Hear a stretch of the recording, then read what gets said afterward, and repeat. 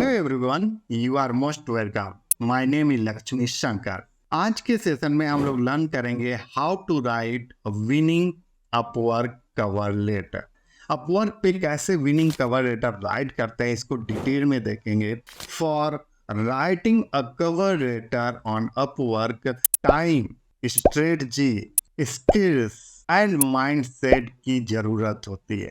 इनके बेसिस पे ही इन सारी चीजों को यूटिलाइज करके ही we can write a great Upwork cover letter. As you know कि अपवर्क पे कवर लेटर कितना इंपॉर्टेंट रोल प्ले करता है। कवर लेटर के बेसिस पे ही क्लाइंट डिसाइड करता है कि ये वर्क उसको देना है या नहीं देना है, आपके साथ काम करना है या नहीं करना। तो इसलिए अपवर्क पे कवर लेटर राइट करने के लिए कुछ स्टेप्स हैं, कुछ टिप्स एंड ट्रिक्स हैं। उन सारे टिप्स एंड ट्रिक्स को डिस्कस करेंगे डिटेल में, so that you can easily write a cover letter and आप किसी भी क्लाइंट के वर्क को ले सकते हैं। सो लेट्स स्टार्ट। सबसे पहले तो एज अ बिगिनर, आप यदि अपवर्क पे हैं या आप एक्सपीरियंस होल्डर हैं, ये दोनों के लिए बहुत ज़्यादा बेनिफिशियल होने वाला है सेशन। आपके पास बहुत सारा एक्सपीरियंस है तब भी ये काम आएगा। So let's start with beginners. Suppose that आप एज अ बिगिनर काम करते हैं, तो you should write at least 10 proposal as a starter. ये नहीं होता है कि आप प्रपोजल्स ही ना राइट करें या एक दो प्रपोजल्स राइट करेंगे एंड इफ यू थिंक कि एक दो प्रपोजल राइट करके आपको वर्क मिल जाएगा, प्रोजेक्ट्स मिल जाएंगे on Upwork. No, it is not possible. So you should need to write at least 10 proposals. और जब आप 10 प्रपोजल्स राइट करते हैं तो उसमें ये भी आपको माइंड सेट ऑलरेडी होना चाहिए, आपका माइंड मेकअप होना चाहिए that you may gate rejection of 80 और 90% फ्रॉम द क्लाइंट। तो ये हमेशा आपको माइंड मेकअप करके रहना होगा। ऐसा नहीं है कि प्रपोजल्स के रिजेक्शन नहीं होते। इवन जो लोग अपवर्क पे बहुत ज़्यादा एक्सपीरियंस्ड है, उनकी भी मतलब जो बहुत सारे कई सालों से काम कर रहे हैं, but still they get rejection on the basis of proposals. जब आप प्रपोजल भेजते हो तो क्लाइंट को जरूरी नहीं कि आपका ही प्रपोजल अच्छा रहेगा, और भी बहुत सारे लोग होते हैं तो किसी को भी पिक कर सकता है। तो रिजेक्शंस के लिए आपको माइंड मेकअप करके रहना चाहिए। ऐसा नहीं कि आपने 2 या 4 प्रपोजल्स भेजी और उसमें से 2-3 आपको प्रोजेक्ट्स मिल जाएंगे, ऐसा बिल्कुल नहीं होने वाला है। देन लेट्स अंडरस्टैंड कि क्या और किस टाइप के प्रपोजल्स को हमें बनाना चाहिए। तो proposals always should be personalize. 72% of client हमेशा ये मतलब मानते हैं, उनका ऐसा व्यू होता है कि जिनके पर्सनलाइज प्रपोजल्स होते हैं उनको ही वो लाइक करते हैं। तो पर्सनलाइज प्रपोजल्स का मतलब क्या होता है वो अभी डिस्कस करते हैं। एक चीज ध्यान रखना चाहिए, do not copy and paste. ये नहीं कि आप किसी और के प्रपोजल्स को देखें और वहीं से कॉपी पेस्ट कर लेते हैं, that's not a good idea. Always understand your clients pen points, frustration क्या है, let them know that you can resolve the issue. आप उनको बताएं कि कैसे उनके प्रॉब्लम को रिजॉल्व करेंगे। क्लाइंट आखिर में क्यों आता है अपवर्क पे या किसी भी प्लेटफॉर्म पे, उसको अपना वर्क देना है सो दैट कि इजीली कोई भी बंदा उसके वर्क को सही तरीके से और कम टाइम में करके दे दे। इसीलिए तो वो देखता है किसी भी एम्प्लॉय को, किसी भी बंदे को, जहां से कि मतलब वो वर्क को करा सके। तो आपको पकड़ना है कि क्लाइंट एक्चुअली में चाह क्या रहा है। तो उसको सबसे पहले तो पर्सनलाइज बनाने के लिए आपको उसके नेम को देखना होता है कि क्या उसका नेम कहीं पे प्रेजेंट है।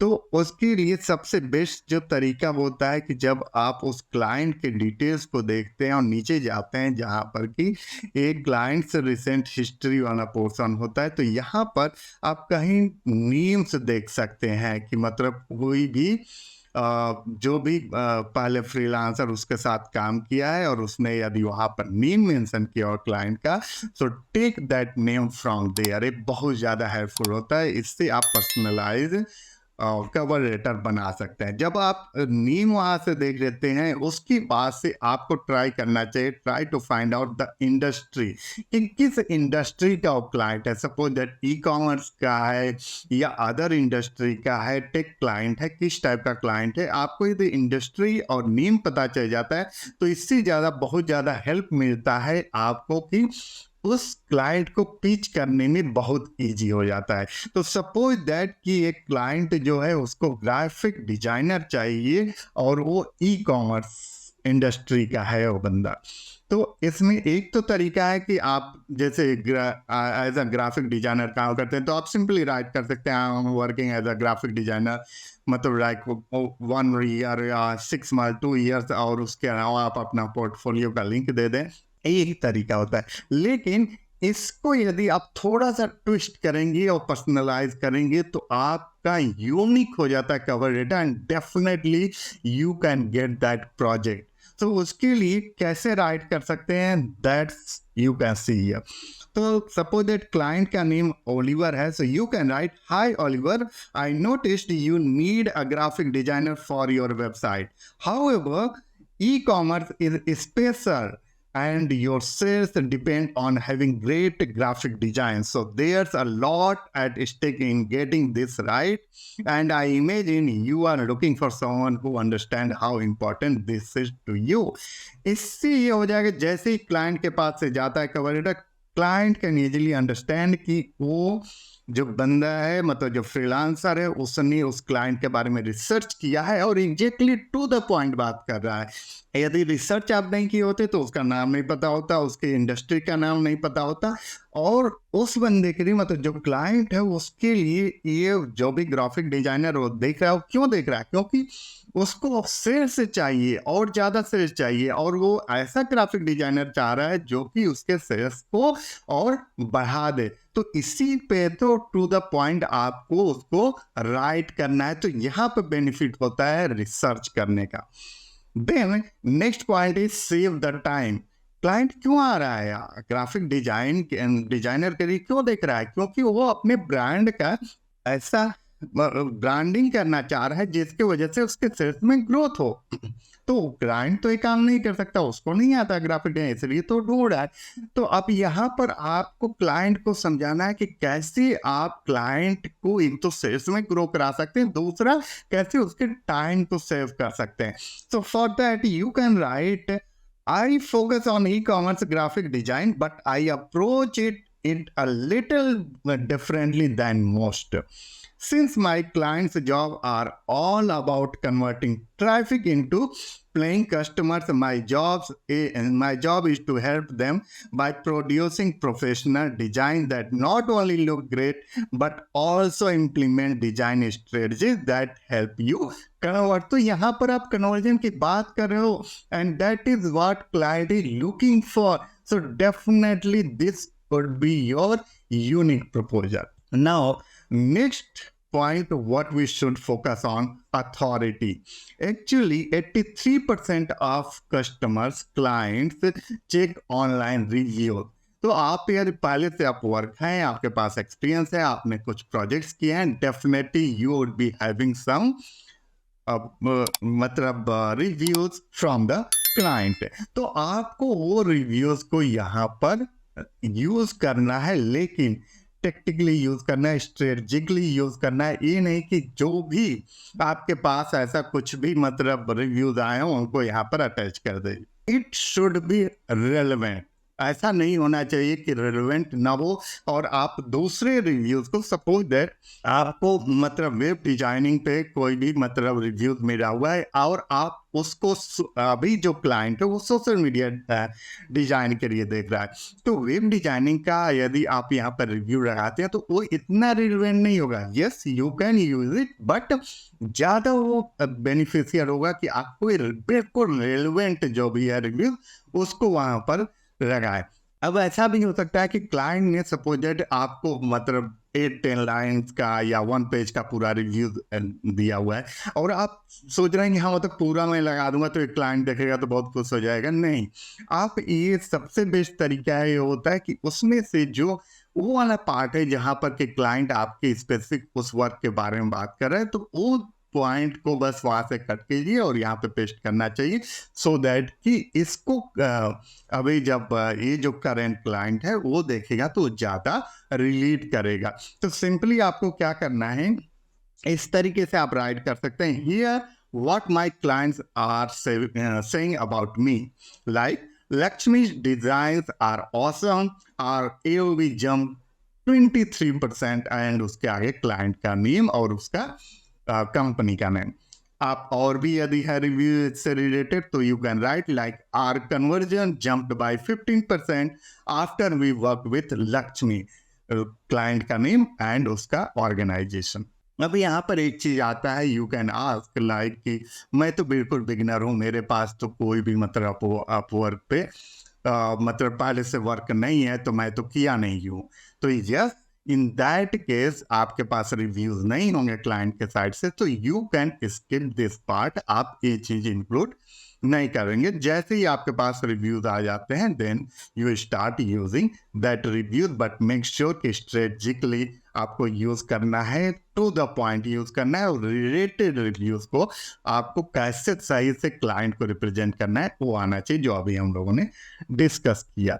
Then next is show results. जब आप कवर लेटर राइट करते हैं तो वहां पर आपको ये शो करना होता है। तो सेंडिंग मैचिंग सैंपल वर्क्स, आपके पास हो सकता है कि बहुत सारे सैंपल हो, मतलब मान लो आप मोर देन 7, 8 और 10 सैंपल्स आप अपने वर्क प्रोफाइल पे पोर्टफोलियो में लगाए हुआ है, बट ये जो क्लाइंट जिससे रिलेटेड बात कर रहा है उससे रिलेटेड जो आपके पास सैंपल है, you should include that one, और उसके बारे में यहाँ पर 1-2 लाइन आप यदि इंक्लूड करते हैं तो वो ज़्यादा रिलेवेंट होगा और उससे ज़्यादा चांसेस होंगे कि क्लाइंट वो मतलब एक्सेप्ट कर ले आपका proposal. So you can write here are a few links to some of my work examples in case you are not able to download the attachment, यानी जो आप पोर्टफोलियो का अटैचमेंट अटैच करते हैं, यदि वो नहीं कर पाता है या उसके पास टाइम नहीं है तो आप एक हाईलाइट्स अपना यूज कर सकते हैं, like these product design increase product sales by 20%। तो आप डायरेक्टली यहाँ सेल्स की बात कर रहे हैं जो आपने डिजाइन बनाया है। Next one is product images that boosted AOV by over 15%, and a little bit different, but though these are ad images incorporating product images that I designed that had 100% increase in conversion over the previous ad set. तो ऐसा भी हो सकता है कि कोई आपका sample है लेकिन लिटिल डिफरेंट है, मतलब पूरा डिफरेंट नहीं लेकिन उसके वर्क से थोड़ा सा डिफरेंट है, तो यू कैन से कि okay this is also I have done this type of work and this is my work sample, this is my design, but it is not exactly related to work, but ऐसा ही उसमें कुछ था कि उसमें भी sales up हुआ था एंड 100%। तो इस तरीके से आप एग्जाम्पल वहाँ पे दे सकते हैं। And make sure to follow with the clients after 1 or 2 months, और उसके लिए आप राइट कर सकते हैं like how did it go with the design and did you see any KPI improvement. तो ये आपको फॉलो करते रहना चाहिए क्लाइंट्स के साथ। Now let's jump on the next section, that is called CTA, call to action. Call to action आपके cover letter में होना ही चाहिए। ऐसा नहीं कि आप सोचोगे कि हाँ क्लाइंट अपने से कर लेगा, नहीं।